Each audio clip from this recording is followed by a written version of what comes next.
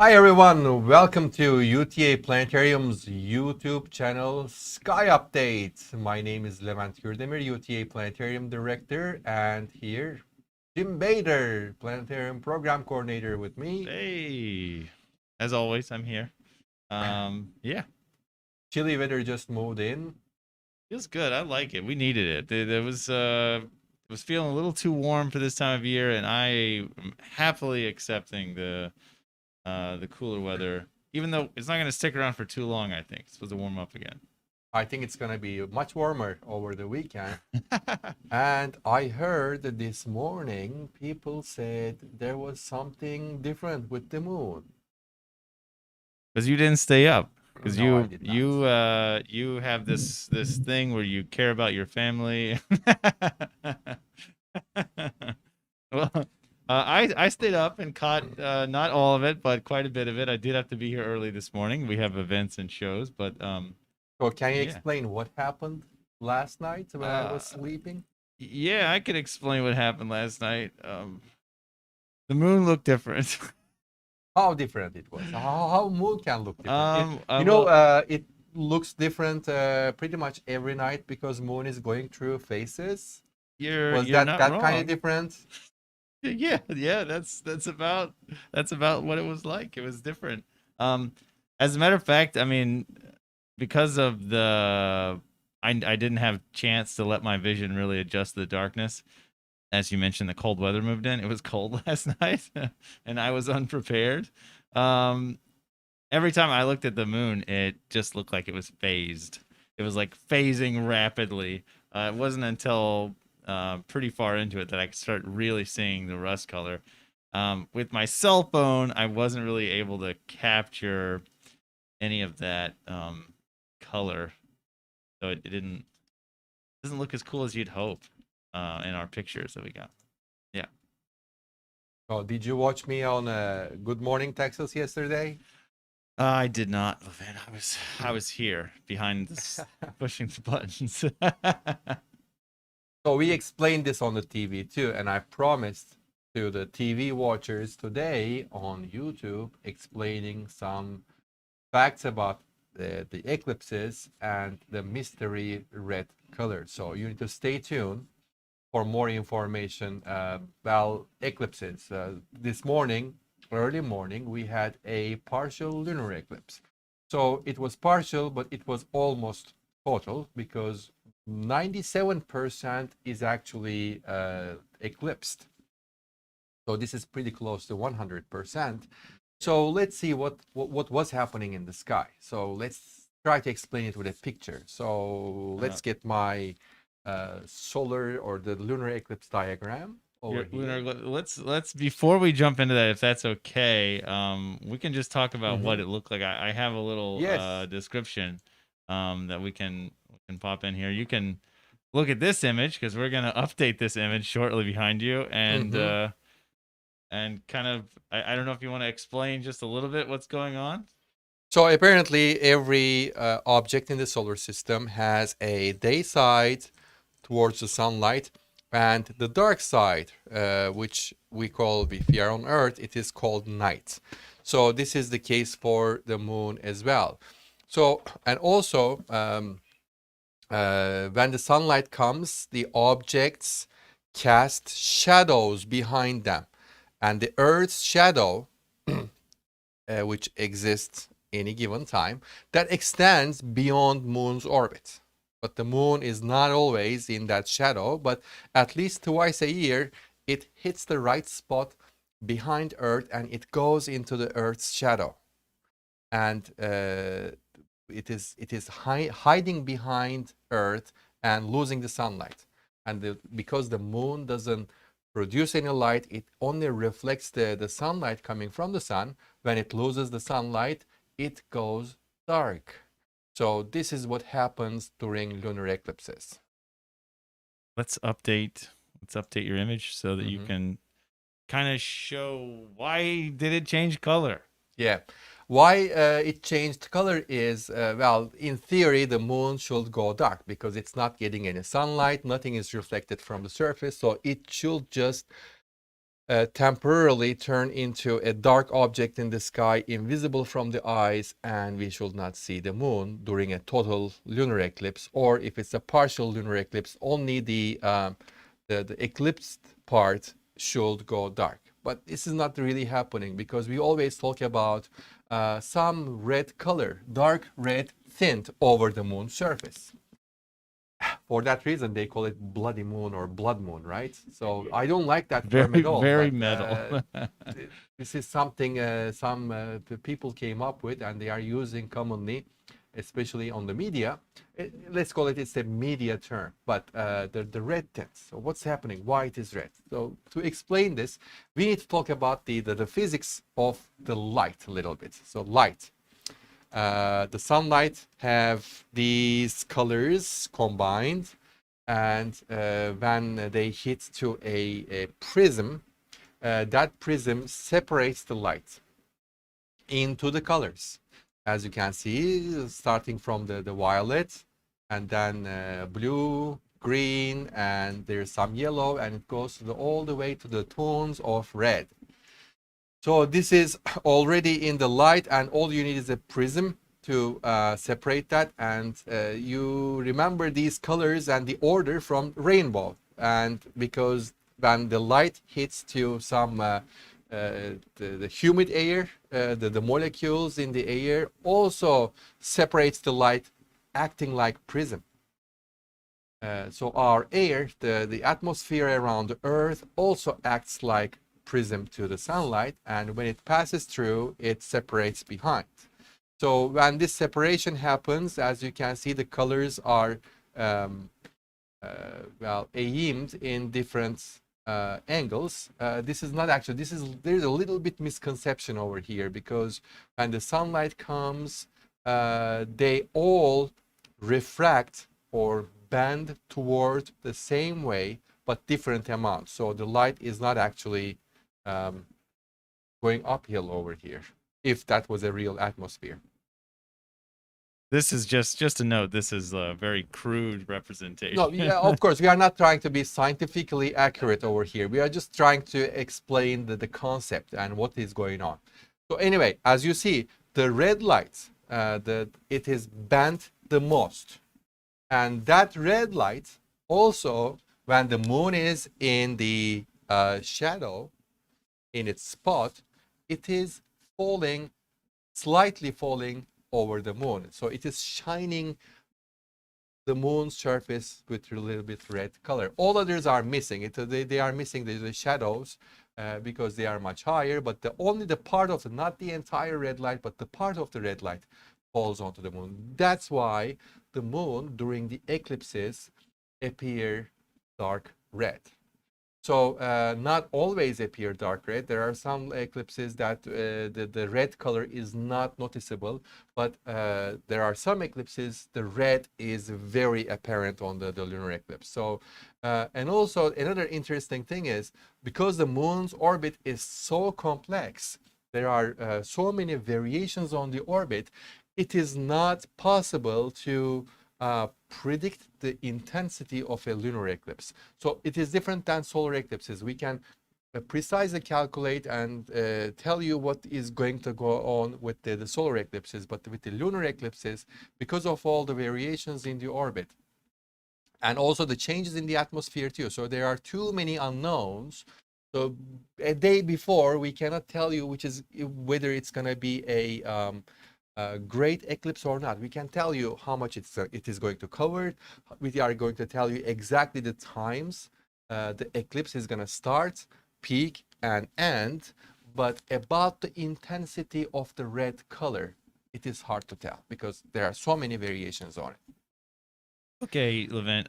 Speaking of being able to predict things, Uh-huh. I don't know about you. I saw lots of predictions on this eclipse being the longest one.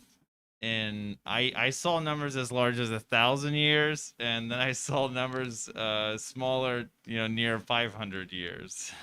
Do we want to start this conversation yet, or should we hold off? Yes, because I realized most of the headlines said, "Oh, this is the longest in 500 and longest in 1,000 years." Um, well, first of all, the solar eclipses, I mean, the lunar eclipses are slow happening events. So they last 2.5 hours and 3 hours or 4.5 hours. But does it really matter? How long does it take? And this is the first time I'm hearing that um, the magnitude of the lunar eclipse event is measured by its length.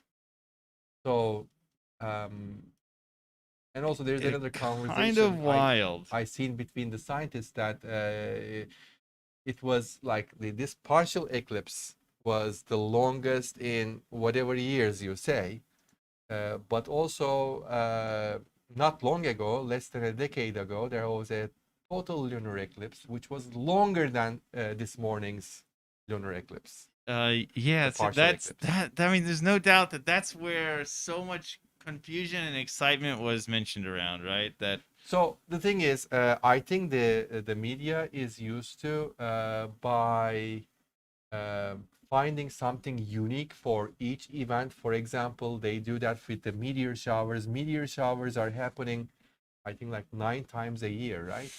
I mean, And more than that depends how but many but meteor showers you want to add to but that yeah, list. every time they mention about meteor shower, they say, "Oh, this is gonna be happening in so many years." With the even they call super moon now when the moon is in the closest position its orbit, and if it coincides with a full moon, they say super moon. I don't like that term either, but then they say that there's a super moon coming up and it is going to only happen in, let's say, once in 800 years. But there was another one not long ago, like 3.5 months ago. Oh, that was also a rare event that was happening in 1000 years. So That's every time clickbait. they are finding a unique characteristic to advertise the event. But the problem is every happenings, every occurrence in the universe is a unique. So you can always find a unique thing, like for example, Yeah. a solar flare. Solar flares happen all the time, but I can point you a solar flare, and then say, you know what, this solar flare that's let's say uh, angled this way and size about this much. And the last time it was anything seen like that, it was 1 million years ago. So it's a very rare event what you watch. No, every astronomical event we watch is actually rare events if we look at the unique characteristics, but they are happening all the time. Lunar eclipses, for example. Do you know how many times lunar eclipse happens? I I mean, mean, it's definitely a matter of how you want to say what makes something specially rare. And right, I mean, like you just mentioned, the moon, it's not always the same distance from us. mhm. So this may be the first time that the moon is 2,400, whatever, 242,000 so on miles away, and having a lunar eclipse. The only time it's ever happened in history, right? I don't know. It's kind of it's a really a silly nuance for sure. I do want to say I want to make it a slight argument of a point, Steel Event, and that is when stuff like this gets picked up by the media and they use clickbait titles and they jump on the first clickbaity headline and they start blasting it all over the place, there definitely is this not 100% true what you're saying, but still technically true. Like, is it the longest in a long time? Yes. But they just forgot to leave out the fact that it's the longest partial, which still means, it's just still, it hasn't got into the major leagues yet. It's not a full or total. But every time they do this and they run with these articles, Mhm. you and I get the benefit of Exactly, to we explain, have an right? opportunity. Yes, we I have an also heard another opportunity. clickbait title, and that was this month's lunar eclipse, or this time's lunar eclipse, coincides with full moon. So immediately I thought, Let me think about the last one. The one before was in May. That was also full moon. I checked last year's eclipses; they were also full moon. The lunar eclipses only happens during full moon, so there is no other way. Yeah, that's just the way it works. I mean, what do you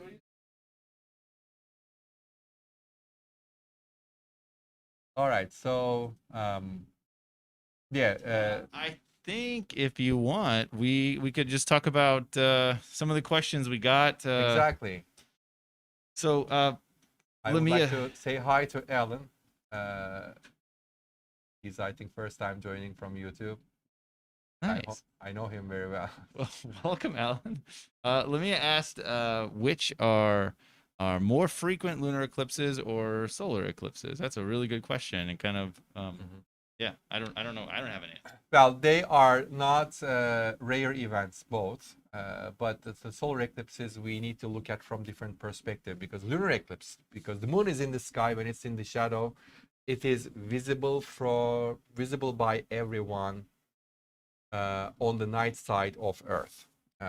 So it is the lunar eclipses have a broad audience. So it doesn't matter if you are in Canada or South America or United States when the lunar eclipses is happening. Of course, if you're on the daytime side, you are missing the lunar eclipse because of the time difference, not because it is not visible. It wouldn't be visible from your location. The lunar eclipses happen at least 2 times a year, with the maximum of 5 times. So when we think about solar eclipses, there are also several solar eclipses in a year. Uh, Solar eclipse, for example, next one is going to be on December 4th, but not visible from Hey, United States, not visible from North America, even South America. what about all those people living in Antarctica? Yes, they will be able to observe. They will get the see the total solar eclipse if you are in Antarctica. I don't I did see that one of the planetarium community is going to go on a boat down there to view the I don't eclipse. think it's too late to buy plane tickets. Jim. Okay, okay. Maybe another location is I heard at the tip of South Africa. So why solar eclipses are rare comparing to lunar eclipses? Again, we are not talking about the occurrence.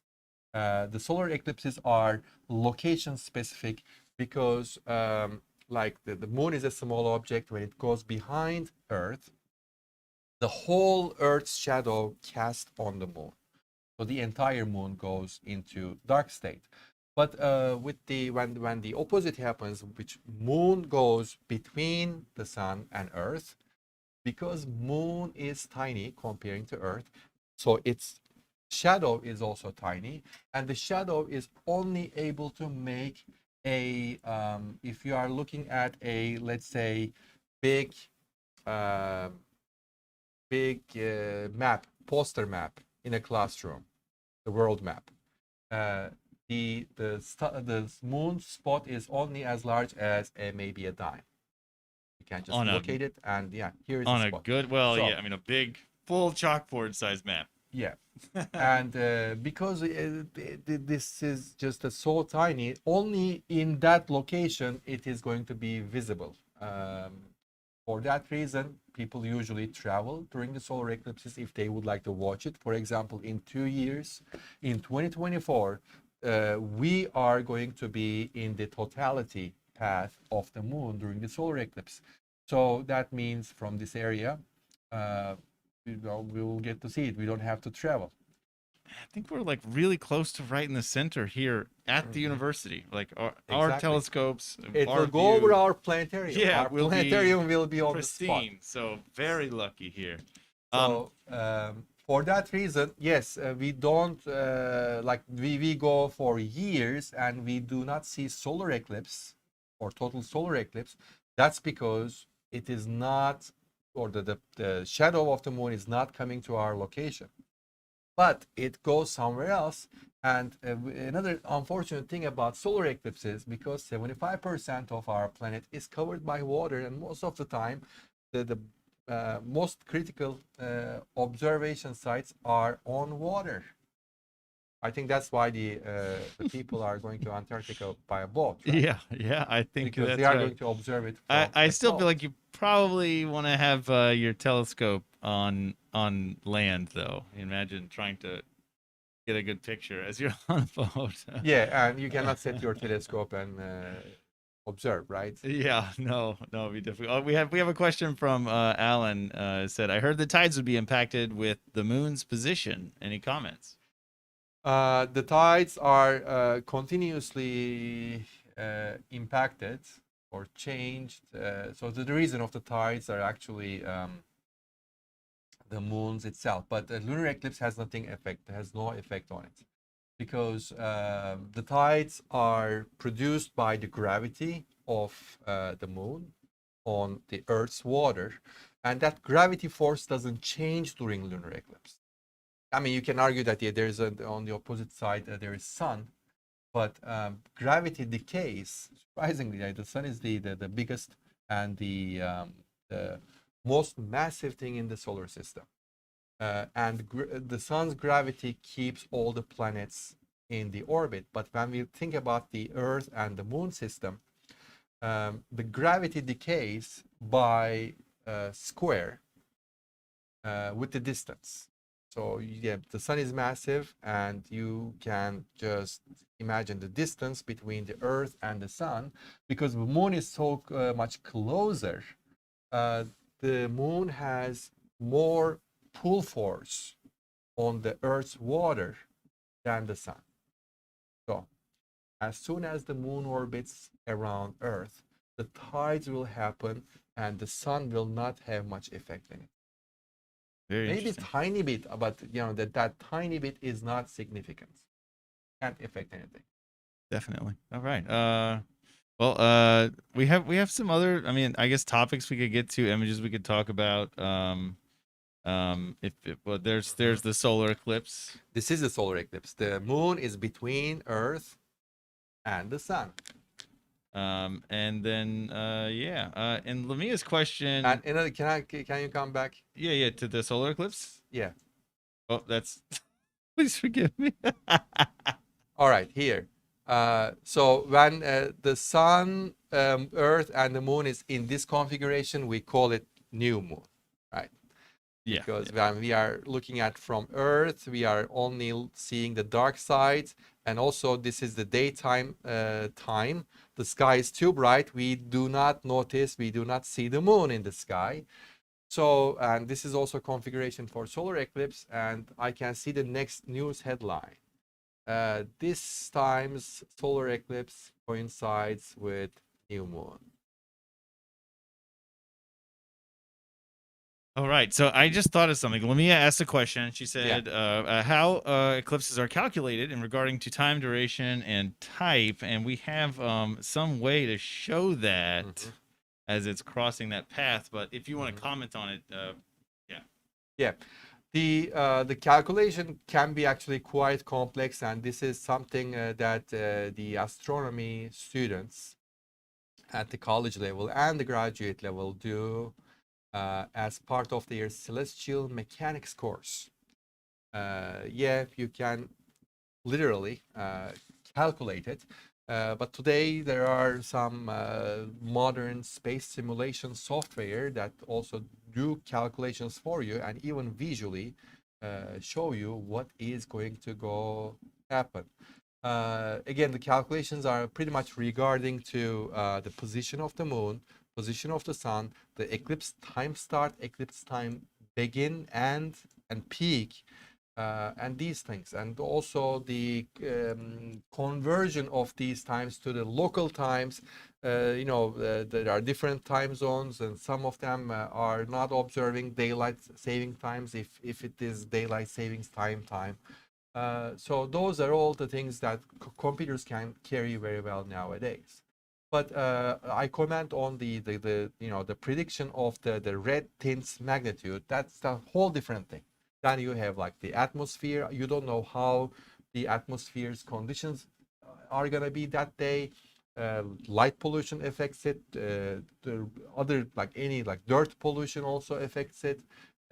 Humidity also has big effects. So this is hard to predict, but we can predict the beginning and the exact precise timing. No problem for computers. Yeah, computers made our lives very, very easy. And the type, I think you refer to either partial or lunar. Again, the celestial calculations, because we know the distance and size of the moon and distance of the size and the sun precisely, we can actually calculate how much coverage they will feature from Earth. Yeah. All right. Well, Levent, is there anything other that we need to bring up that's interesting that we forgot to cover? Oh, I see giant Other Earth than- is coming behind me. Yeah. We're following the moon a little too closely. Yeah, I hope this explains the eclipses. Next eclipse is going to be early next year for the moon, and there is no solar eclipse next year, but in December. We get a total lunar eclipse next year, right? All right. I mean, I need to double check, but for some reason I feel like we get 1 or 2 total No, I lunar was eclipse. talking about our area. No, the solar eclipses happen. It's going to happen. The next one is December 4 if you go to Antarctica or tip of South Africa. But for our area, which is Dallas-Fort Worth, the next thing is going to be Gemini's meteor shower on December 13 and 14. It may be a good sky show because usually the sky conditions are better, the seeing wise better in the winter because low humidity, more time for darkness, the cold air, so that makes better observing options. Plus, there are like nice constellations and star clusters in the sky that you can see. Constellation of Orion. Oh yeah, I mean we Star got cluster exactly. Pleiades. Last night Sisters. you could look at the moon, and then you had Taurus and Pleiades and Orion. It was fantastic. So winter is better time to pull up your telescopes outside and observe. Definitely. And all right.